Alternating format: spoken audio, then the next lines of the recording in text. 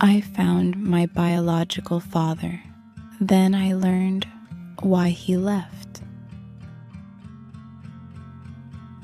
They say you should never go digging if you're not ready for the truth. But after 27 years of growing up with unanswered questions, I needed to know. I needed to find the man who vanished before I was born, my biological father. I didn't want money. I didn't want revenge. I just wanted answers.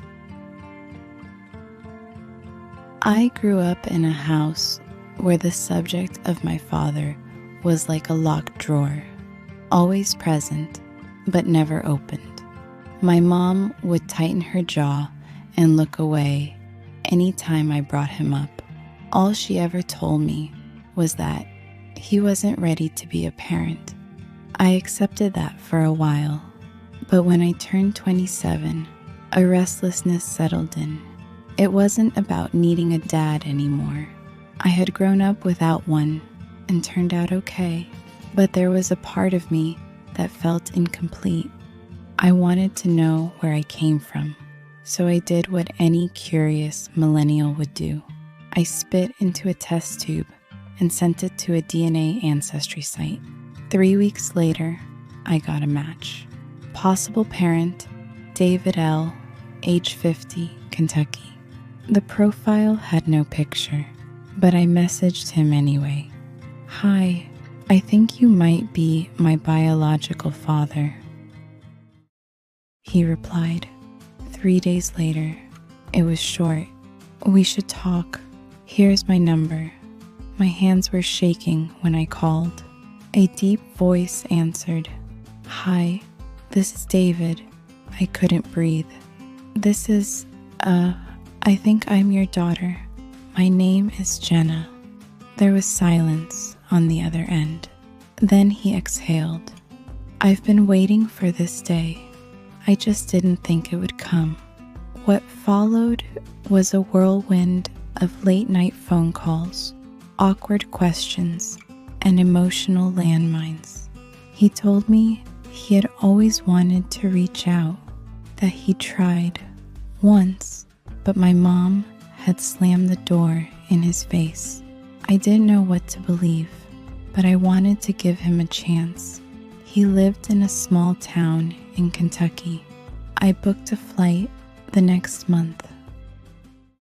When I stepped out of the airport, there he was, a tall man with tired eyes and a nervous smile. He looked like me, the same crooked smile, the same dimple.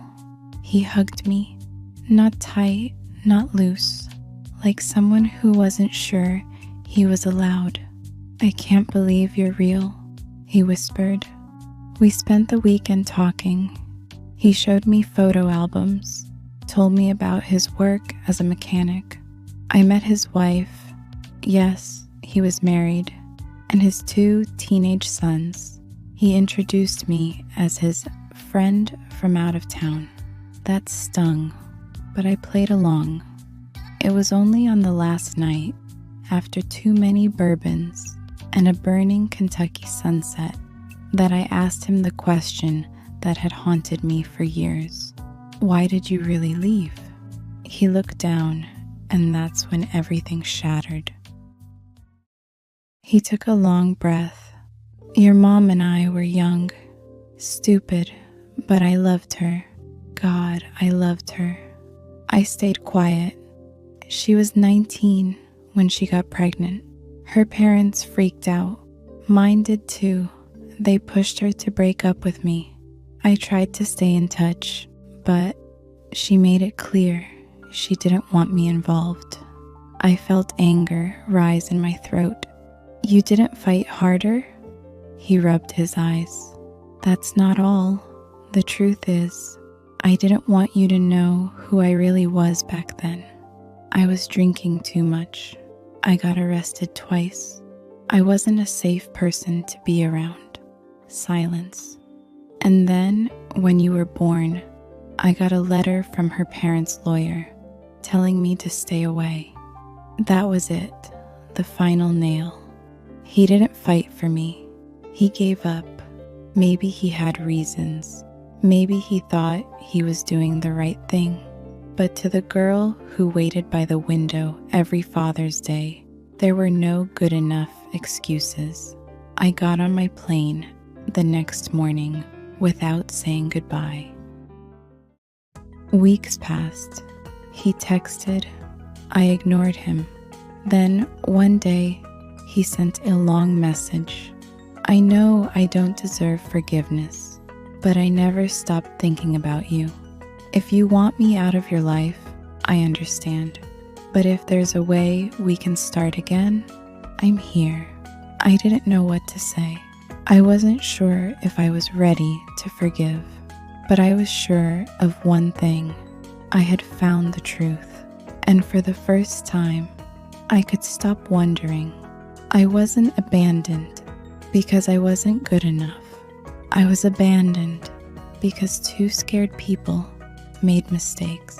That knowledge didn't fix the ache, but it softened it, and maybe that's all I ever really wanted. So now I'm left with a question I still can't answer. Should I let him back in? What would you do if the parent who left tried to return after decades? Do people like that deserve a second chance? Let me know in the comments. Did I do the right thing? Or am I holding on to too much hurt